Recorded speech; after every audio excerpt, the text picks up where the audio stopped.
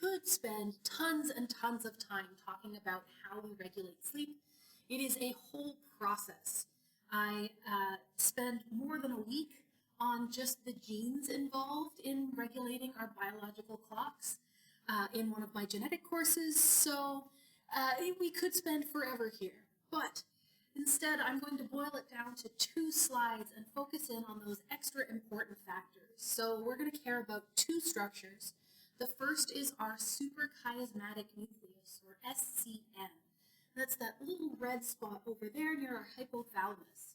And that's sort of our control center for sleep regulation. It's going to send a signal to our pineal gland so that the pineal gland will release melatonin. And melatonin is a hormone that helps us regulate our biological clock. So what happens is that when we're exposed to light, that sends a signal to that SCN that sort of resets our biological clock. It lets us know that it's morning, and then it keeps track of time so that a certain number of hours later, about when it's time for us to go to bed, we start releasing melatonin that helps us transition over to falling asleep. And there are tons of different genes that are involved in this pathway, and we can have mutations that sort of adjust our biological sleep so that we sometimes have longer sleep cycles. So instead of 24 hours, we might be longer than that. We might have them that they're shorter than that. We can also have individuals who have sort of delayed onset sleep cycles, where exposure to light doesn't cause sleep at sleep time. It would cause it either too early or much too late. There's all sorts of interesting little things that can go wrong that adjust how we sleep. But that's one of the reasons why so many people have different preferences as to whether they get up early or stay up late or both or neither. A lot of it's based on our biology. But these biological cycles, when they're on a daily cycle, we can call them circadian rhythms. So they follow a daily sort of loop where we're awake for part of the day, we're asleep for part of the day, and then back again. And while we're cycling through this, it's not just our sort of alertness, as we're very awake and alert when we're awake, and we're unaware of things while we're asleep. But we also have things like cycling in our melatonin levels, as we'd expect, since it is part of helping us fall asleep. But we also have changes in body temperature. So when we're awake, our body temperature is a little bit higher, and when we're asleep, it's a little bit lower. And this graph makes it look very, very dramatic, but in fact, that's only a shift of slightly less than a single degree Celsius. So you're going to swing a couple of fractions of a degree during the day and into the night. But they've adjusted the axis so it looks like a very dramatic swing. So we have all sorts of things in our body that cycle along with this pattern, but sleep is the one that we care about today. And so in order to talk about our different sleep stages, we're going to sort of refresh our memory of electroencephalograms, or EEGs. And so these help us measure electrical activity on the surface of the brain. So we have a nice clear image of an EEG cap on a participant. And so this would let us monitor what their brain is doing during different stages of being awake versus asleep. And so we've kind of looked at these previously when we were looking at different methods of studying the brain. But when we're viewing sort of, say, a single line that has that variation in firing, we're usually looking at a single electrode. For ease of interpretation, we're sort of looking at one at a time, and we're going to specifically pick ones that very nicely show exactly what characterizes each stage of sleep. So if you were looking at real EEG data, you'd probably have an entire page full of dozens of different EEG outputs, different electrode outputs. But we're just going to look at one sort of perfect example for each. We can also have other things, so like an electrooculograph would study eye movements, give us a printout of all the muscles in our eyes are moving. We can have electromyographs, which study our muscle movements and the rest of our body. We would probably have a heart rate monitor. We might even measure sort of breathing rate and all of those things, just to figure out what our body's doing at different stages. But for these stages, we're going to talk about 5 stages of sleep, and each source tends to divide these up a little bit strangely. We'll find that we'll talk about stage 1 and stage 2, and then we're going to group stages 3 and 4 together, and then stage 5 is something completely separate. So just so you're aware that it's not necessarily as hard of a division as what we would be presented to believe in the textbook. So it isn't like there's an automatic switch between stage 1 and stage 2 or stage 3 and stage 4. What we actually find is it's sort of a gradual transition, and then we make the determination that we're in whatever that next stage is once we've hit those characteristics that typify that stage. So I'm going to point out what each of those sort of important factors are that let us know what stage we're in presently. But to start, we can kind of orient ourselves with these EEG outputs. So this is a graph showing the output of a single electrode, as I said, and across the bottom on our x-axis we have time. They've shown us that 1 second is about that distance. The distance isn't super relevant for us. And then our vertical axis, the y-axis, is our amplitude, so that's just our voltage. So the same as when we were looking at sound waves or even waves for light, we care about sort of our wavelengths or our frequency, so how close together or far apart are those peaks, as well as our amplitude, so how much energy or how little energy is in each of those waves. So a high amplitude wave would be an electrical signal that has lots of potential. And then if we have things that are spread out, they're a lot lower frequency, we have less peaks per unit time, or if they're condensed, they're high frequency, so lots of firing in a short amount of time. Okay, so that sets us up with what we're looking at. And when we're awake or alert, we have mostly beta waves. That's our resting state. It is our brain doing a little bit of activity, kind of spread out, that's fine. As we start relaxing, we see that we're having a little bit higher peaks as we sort of drop into what are called alpha waves. So the beta waves are going to be a little bit shorter, a little bit lower amplitude, and then as we relax, we get into higher amplitude. And you're actually going to find that as we move into sort of deeper and deeper stages of sleep, we start getting larger and larger amplitude in our brain waves. And so we'll start seeing that pattern. But stage 1 is where we're starting, where we first actually transition over into sleep. So this is our transition to light sleep. This is the first minute up to about 10 minutes of sleeping. So we'll usually either completely fall asleep and go into stage 2, or we'll wake up while we're in this stage. So we don't stay in a transition state for too long. And so our indicator here that we've entered into stage 1 are theta waves. So these are a little bit lower frequency, so more spread out waves. They're still sort of moderate amplitude, but we're seeing that they're spreading out a lot more. So our brain is firing a lot more slowly. We're getting less peaks per unit time. So we see little clusters of theta waves, and that tells us that we're just starting to fall asleep. We're in that stage 1 sleep. And so during this time, we might have what are called hypnic or myoclonic jerks. So when you're starting to fall asleep, maybe you feel like you're falling and your body jolts you awake. That's what that is. The idea is that your brain sort of erroneously thinks that you're dying because your heart rate has slowed and everything's shutting down. So it sends that jolt to make sure that you're still okay.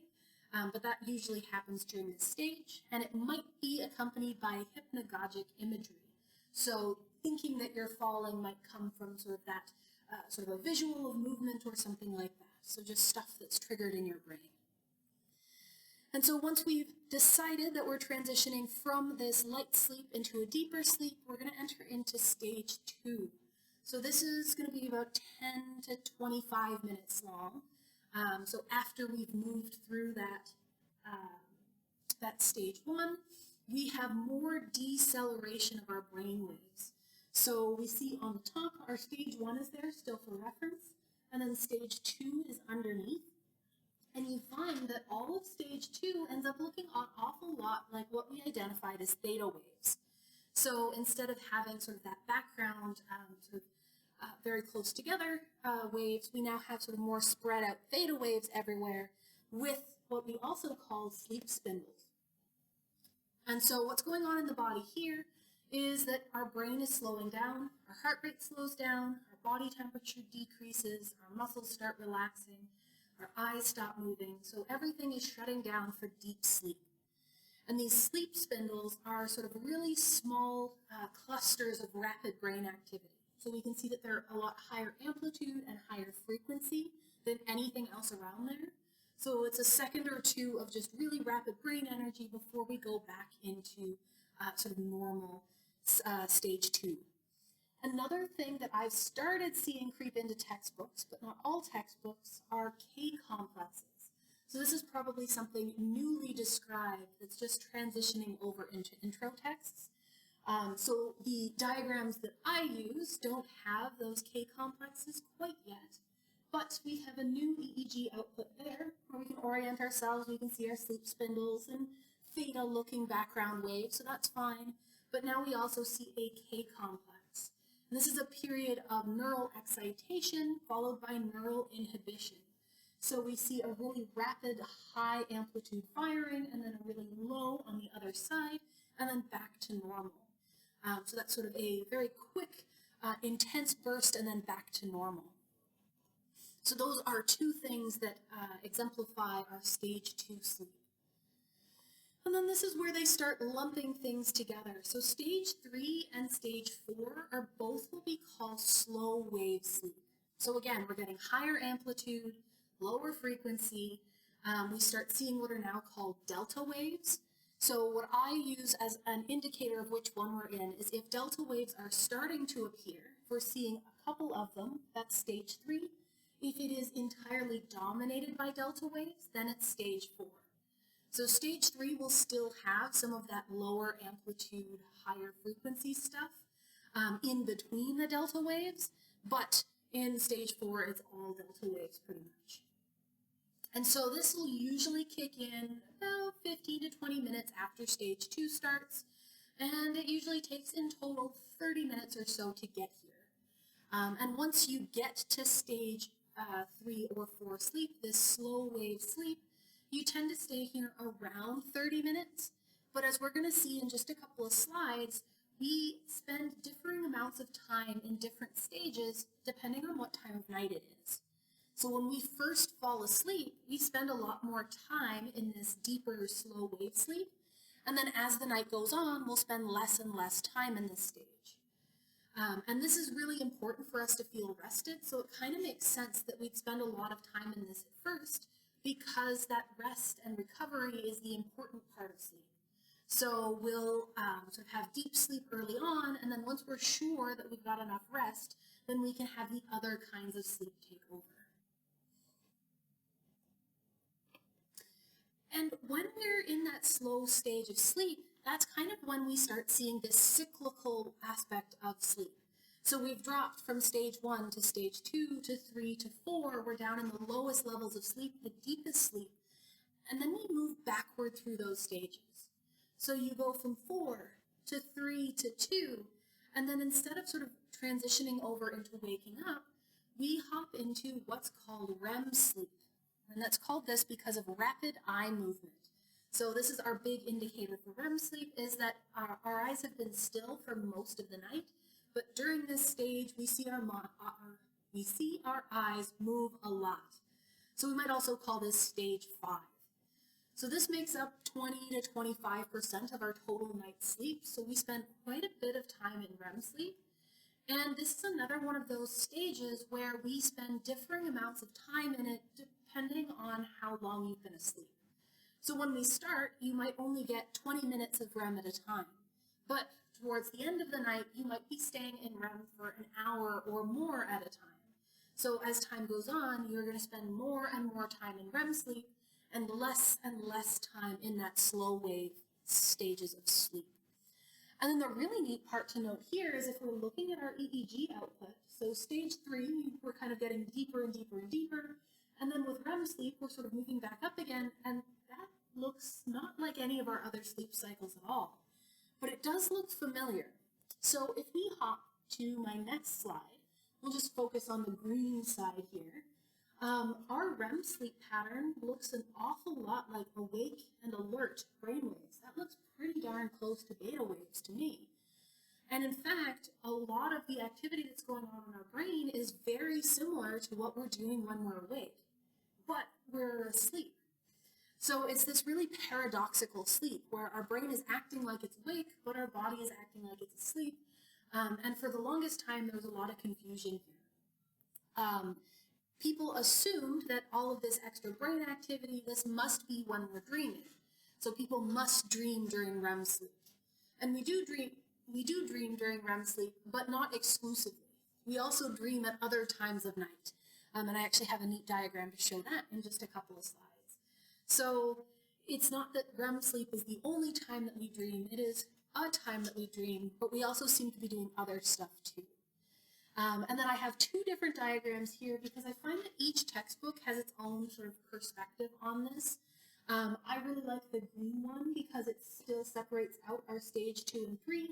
The other side shows that new addition of the K complex at stage 2, in addition to the existing sleep spindles, but then they lump together our stage 3 and 4 as slow wave sleep, so neither diagram does everything on its own. So I give both so that you get sort of a different perspective on that. This is one of the benefits of having used a lot of different intro textbooks, is I get to pick and choose which diagrams I like. And on that topic of picking diagrams, this is another kind of diagram. This is a hypnogram, which is basically a fancy way of saying it's showing us what stage of sleep we're in at different times of night. So our x-axis on the bottom is just how long we've been asleep, and our y-axis is different stages of sleep. So being awake down to our slow wave sleep and back again. So this shows that little cyclical nature. But I actually have another diagram that I like just a little bit better. And this one breaks down our stage 3 and 4 again. Stage 3 doesn't seem to last very long. We tend to hop all the way down to stage 4 pretty quickly, but that's all right. So to orient ourselves here, we have extra information at the bottom. That's why I like this one. So it shows us when dreams occur, and we see that they happen at all stages of sleep. We do get a lot of them during REM sleep, but they're not exclusive to REM sleep. And the way they study this is they'll have people in a sleep lab, and they'll be monitoring their EEG output, and they'll say, okay, well, today we're studying stage 1 sleep. So I'm going to let my participant get to stage 1, and then I'm going to wake them up and ask them what they remember. And if they remember dreaming, then it's probably because we interrupted them mid-dream. Okay, what about when they're in stage 2? What happens then? And so they can do this on lots and lots of different participants, and they find that you get reports of dreams at all stages of sleep. We can also see our eye movements quantified in a very weird way at the bottom there. So we see most eye movement during REM sleep. Our eyes can move during other stages, but not in the same quantity. All right, so that's the extra info. What we actually care about is the stuff at the top. And that's that pattern that we see as we move through those cycles. So when we start, we were relaxed, we drop down to stage 1. We don't stay at stage 1 very long, especially at the beginning. We find that we have sort of a really quick drop down to stage 2 that first time through.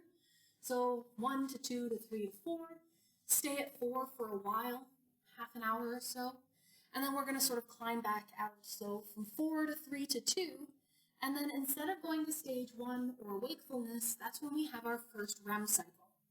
And as I said before, first introduction to REM is only very short, maybe 20 minutes or so. And then we're going to drop back down again to 2 to 3 to 4. But this time we spend less time in stage 4, maybe only 20 minutes or 15 minutes. And then back up to REM, and the REM cycle is longer this time. And then back down to deep sleep, but this time maybe we don't get deep enough to hit stage 4 sleep. Maybe we only see periodic delta waves, so we can only call it stage 3. And that's even shorter. So then we hop back up to 2 to REM 3. REM 3 is even longer again. And then the next time around, we don't even go to stage 3, we only go to stage 2. So you can kind of see this fluid change where our deep sleep gets less and less as time goes on. Our REM sleep gets more and more as time goes on. We have this sort of predictable cycle of stages. All right. So our next thing that we can chat about is, okay, so we sleep and we sleep in that particular pattern, but why? Why do we sleep? And you're going to find this pattern with all of our discussions of sleep and dreaming and most of our consciousness stuff, where we have lots of different theories about what might be going on, but we don't necessarily know, we don't necessarily have a good solution. So you're going to find a lot of proposed hypotheses with sort of given evidence for each, why each might be the case, but not necessarily sort of proving any of them correct.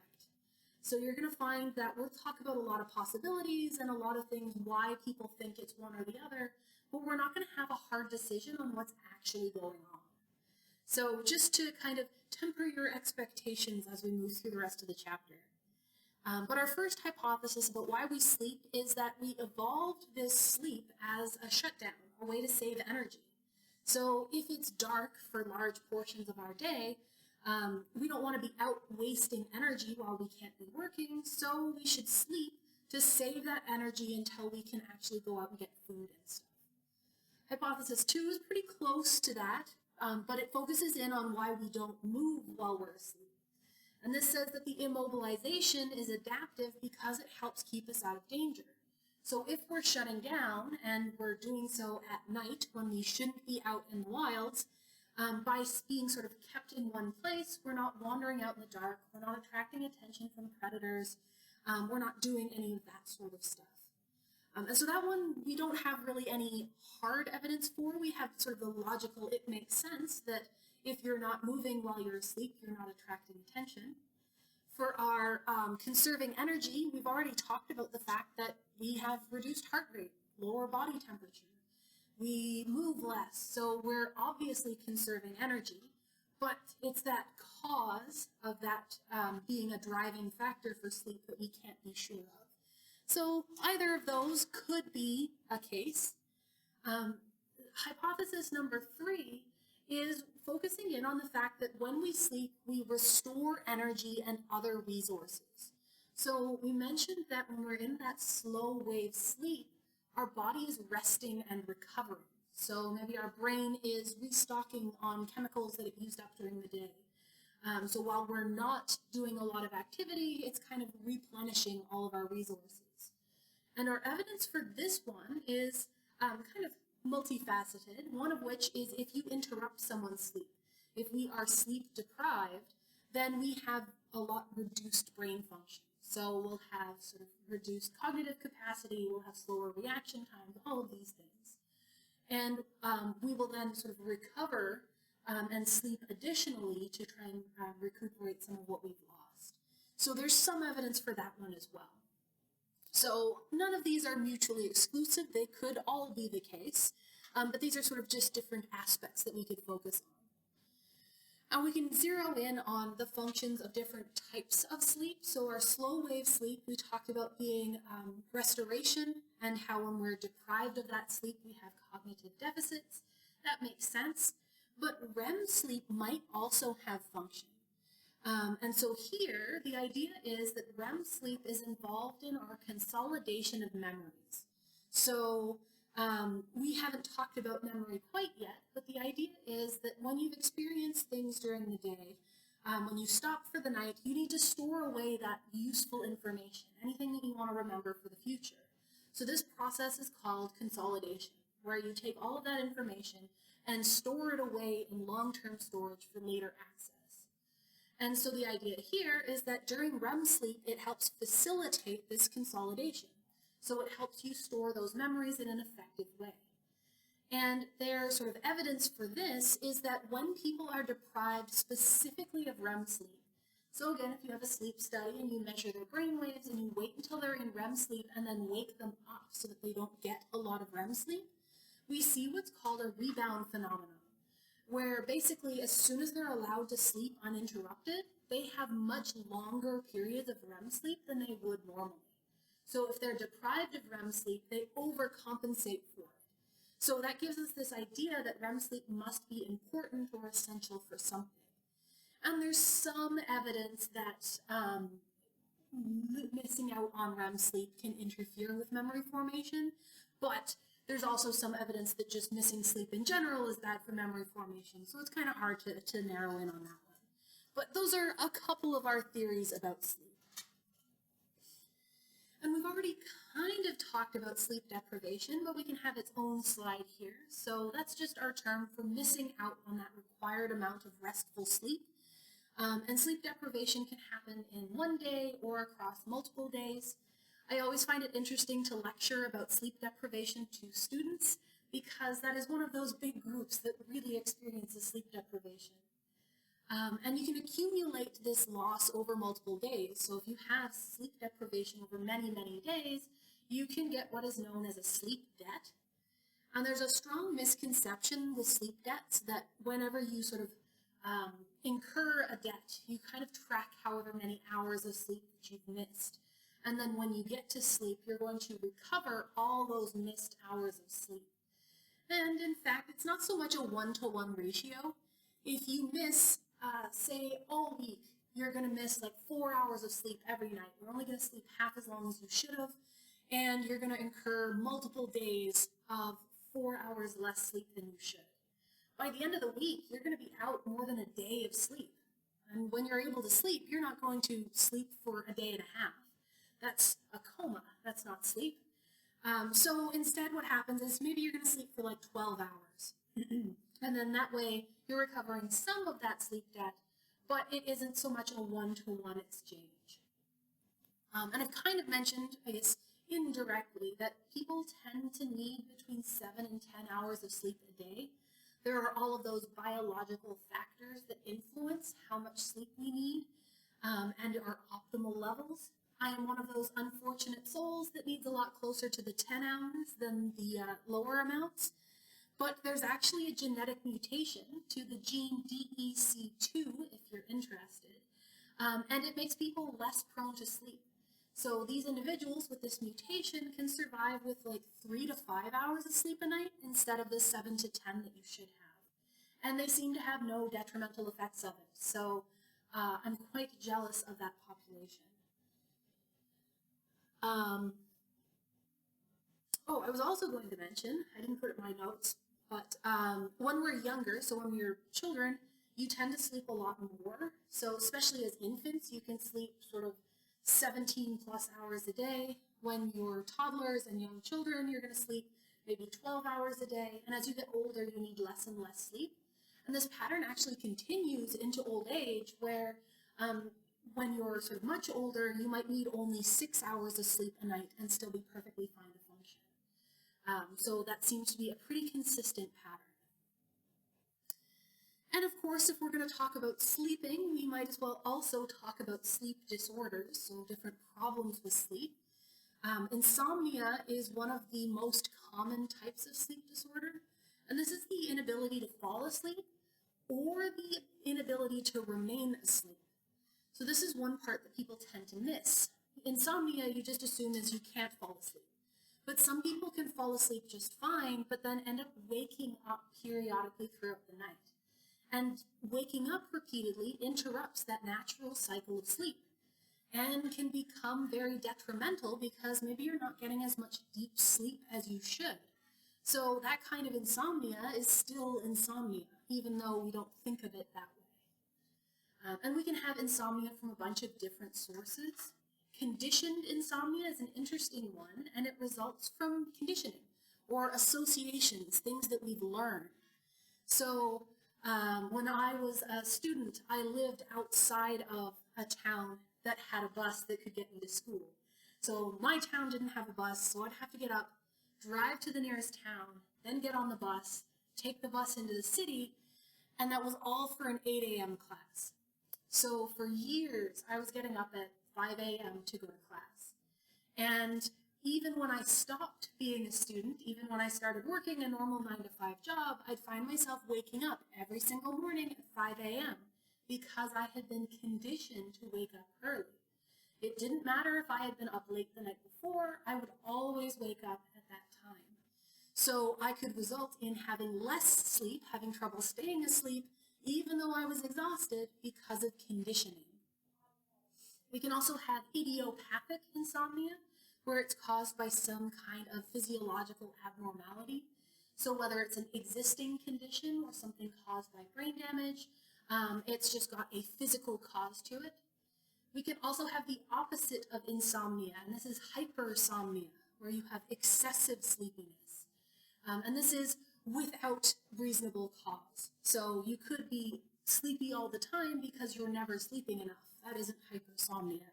But if your body is, say, overproducing melatonin, that would be one cause of hypersomnia.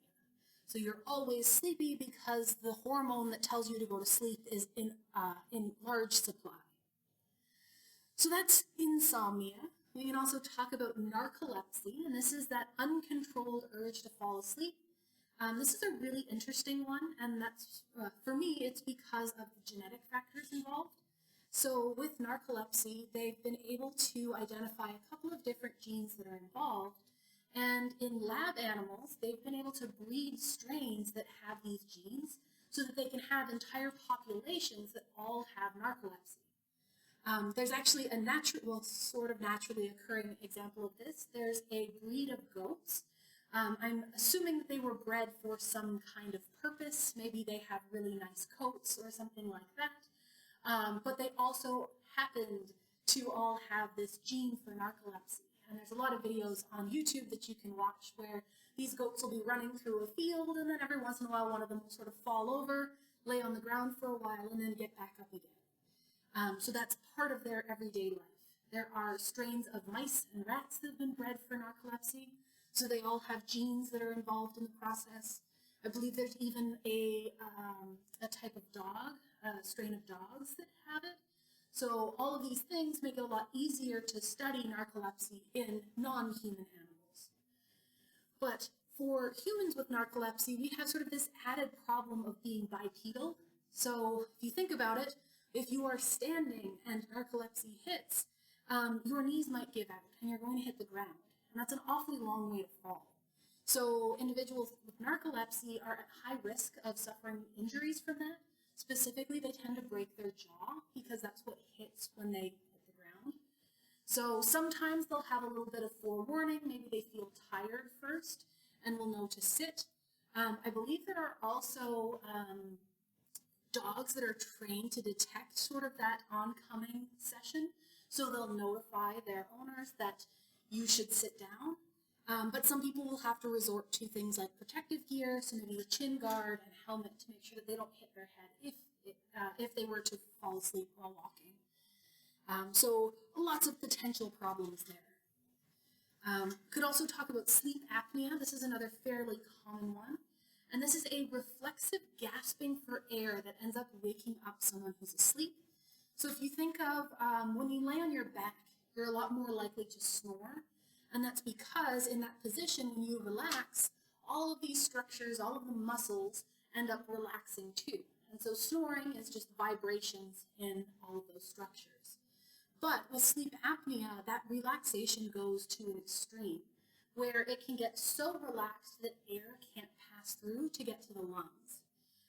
So what happens is your body realizes that you're not getting enough air, and it will wake you up just enough to take a really deep breath to get in enough air to sort of breathe again, and then falling back asleep. And that doesn't sound terrible if it happens just once, but people with sleep apnea can have this happen dozens or even hundreds of times a night. So if you are constantly being woken up by your body's inability to keep sleeping, or to keep breathing, it's going to start interrupting your sleep. And so again, we could have no ability to get all the way down into that deep sleep stages. And so you might wake up feeling exhausted because you didn't get any recuperative sleep, even though you were technically asleep for long periods of time. We can also talk about nightmares and night terrors. So nightmares are sort of the less extreme version. These are just anxiety-arousing dreams. So maybe you dream about something that scares you, and you wake up for a moment and you're startled, but you can take a deep breath and sort of calm yourself back down and then go back to sleep. Night terrors are going to be a little bit more intense. So this is usually associated with non-REM sleep, but this is a lot of very intense autonomic arousal. So this is when your body goes into full fight or flight mode. And so some people with night terrors can wake up in complete panic and they might not even know what's going on. And so when you're in fight or flight mode, you might run or attack someone near you, so you can have these sort of big outbursts. It's a lot more common in children than adults, but it just seems to be some people are more predisposed to it, some are not, and then as you get older, a lot of them will grow out of it. Fairly similar to sleepwalking, where it's a lot more common in children and they tend to grow out of it with age, though not always. And I guess the next big one, or the last big one I wanted to talk about, was REM sleep behavior disorder. And this is basically where when you go to sleep, you suffer what's called sleep paralysis. And that sounds bad, but it's actually intentional. So when you're asleep, all of your muscles kind of disengage so that you can continue sort of breathing and existing, but you're not acting out your dreams. So even though your brain continues to fire, you're not flailing about in your sleep. And so REM, sleep behavior disorder, is when that sleep paralysis doesn't kick in. So you can have issues where maybe you act out your dreams, maybe you get out of bed, maybe you hit someone. This can all be because you haven't activated that sleep paralysis stage. And you can actually have the opposite problem. One of my students mentioned it in the last class, where they were asking about people who get sleep paralysis, which is when you wake up and can't move. And that's that same sort of intentional shutting down of your muscles, but it persists longer than it should. So your muscles should only be paralyzed while you're asleep. But for some people, it sticks around just a little bit longer, so they can end up with sleep paralysis when they don't want to have it. So lots of possible disorders, and I've only just hit on a couple of the ones that I find really interesting, but there are tons that we could talk about. But what I want to do is move on to talking about dreaming. And this is another one of those really interesting topics with lots of potential theories as to what's going on, but no real answers yet again. But we can call dreams just mental experiences that happen while we're asleep. The content of dreams is usually familiar, so you might dream of going to school or going to work or interacting with people that you usually interact with. And this kind of gives some evidence for the idea of day residue, or having spillover from what you're doing during the day carry over into your dreams. This is one of Freud's points about dreaming that we've kind of kept. We'll talk about his theory of protection, dream protection, in a moment, and that's one we have definitely not kept. But so we are exposed to a lot of things during the day, and our brain tends to repeat a lot of those patterns at night, so that seems to be spillover from our days. And there tend to be a lot of common themes, so not even just within our own lives, but even between different people. You might have seen entire books on interpreting dreams, and that's because certain concepts seem to be so consistent between different groups that, yeah, this is probably something that everyone dreams about. And it's, again, usually familiar content, though sometimes you do have dreams that are very, very strange, and we'll talk about some theories that help explain just the weirdness. As other neat things about dreaming, we have lucid dreaming. So this is when you're aware that you're dreaming and actually have the ability to sort of control or manipulate your dreams once you're aware of them. And there are ways to sort of train yourself to have lucid dreaming. It seems to be a very interesting concept. And if we wanted to talk about culture and dreams, there seems to be this universality with dreaming, to the point that even individuals who are blind, and even blind from birth, they still dream. It might not have the same visual components that we're used to, but it is something that seemingly all people seem to have. We will vary on how much of our dreams we remember and sort of how we dream, but there seems to be quite a bit of consistency. And even if we look at sort of the topics that we dream about, sort of things that we encounter on our daily lives, dreaming of family and loved ones, all of that seems to be pretty consistent. So that's kind of cool. But if we want to get into our theories of why we dream, there are a bunch of them, and they come from all sorts of different angles. The first, and arguably the strangest, is Freud's idea of dream protection theory. And so if we remember Freud was really focused in on the fact that our unconscious has all of these sort of repressed, boiling urges, things that are sexual or aggressive that are sort of under the surface that we're not aware of. And so he had gone on to say that while we're awake, part of our mind acts as kind of like a censor. So this is the ego that suppresses all of those urges and keeps it in that unconscious part of our mind. But when we go to sleep, that ego is less active. It's less able to suppress all of those weird urges. And so dreams are sort of our protectors. They allow us to express and act on those repressed urges in a way that isn't actually harmful or detrimental to our everyday lives. So this idea is that all of those impulses get turned into sort of symbolism and actions in our dreams that help us fulfill all of those wishes and desires that we had in a non-harmful way. Needless to say, this is not a theory that has a lot of support and isn't really held in high regard anymore, but it is an interesting place to start. Our next theory seems to be a little bit more in line with at least my understanding of dreaming, and this is the activation synthesis theory. So this states that instead of dreams being some kind of repressed desire coming out while we're asleep, that dreams are just our brains activating in random patterns while we're asleep. So if we've talked about the fact that our brains are recovering and sort of replenishing things and sort of moving stuff around in our sleep to reset for the next day, then as these things are moving around, we might have activation or depression of activation in different areas. And this can produce a haphazard and chaotic pattern of neural firing. So stuff fires not because of stimulation, but because stuff's moving around in our brain. And when we're awake, our forebrain is tasked with interpreting all of those sensations, the things that we're perceiving from our environment, and making some kind of meaning of it. But when we're asleep, the forebrain doesn't really shut off. So maybe it's taking this pattern of random firing and trying to give meaning to it. It's trying to make connections with random stuff that our brain's doing and make it make sense. And so that could explain why our dream logic is so strange and sort of jerky and inconsistent. And it could just be that our forebrain is just doing its best with random inputs. So the lack of logic comes from the fact that it's just trying to make sense of randomness.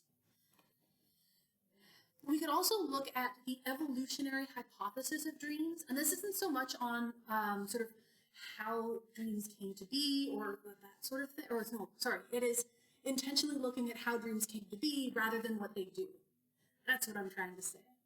And so this is basically the idea that we would have evolved dreams because the stuff that's happening while we dream is beneficial. So this kind of relies on that idea of consolidation during REM sleep, where it helps us form memories. So this theory suggests that the content of our dreams, the things that we dream about, might have biological significance. So if during the day you're learning how to cook for yourself, or you're learning how to gather resources, those are biologically beneficial tasks.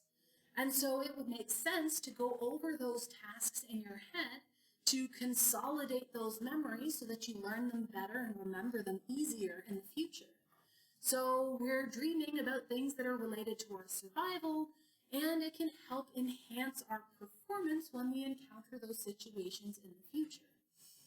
That would also say the reasons why we have dreams of, say, running away from things that are threatening would be us practicing to run away from threats in real life. So perhaps. We can also look at some of our cognitive theories. So this is more getting into, so what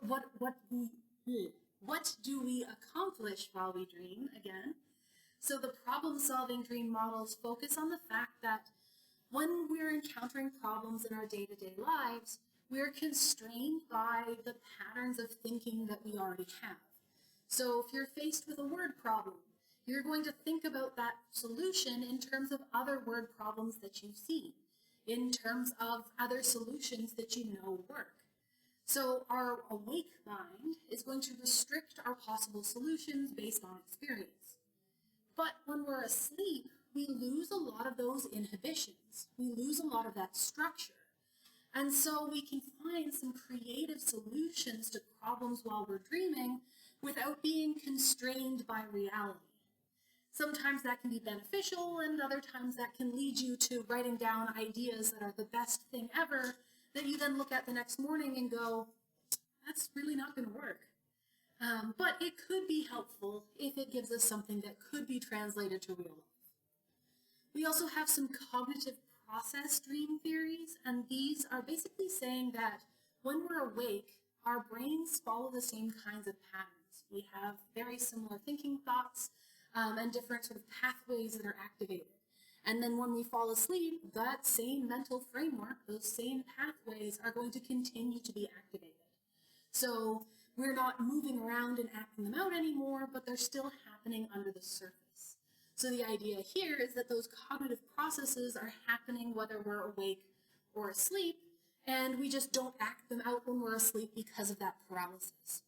And again, none of these are necessarily all right or the only explanation. They're just a bunch of potential ideas that might be related to dreaming and sleep.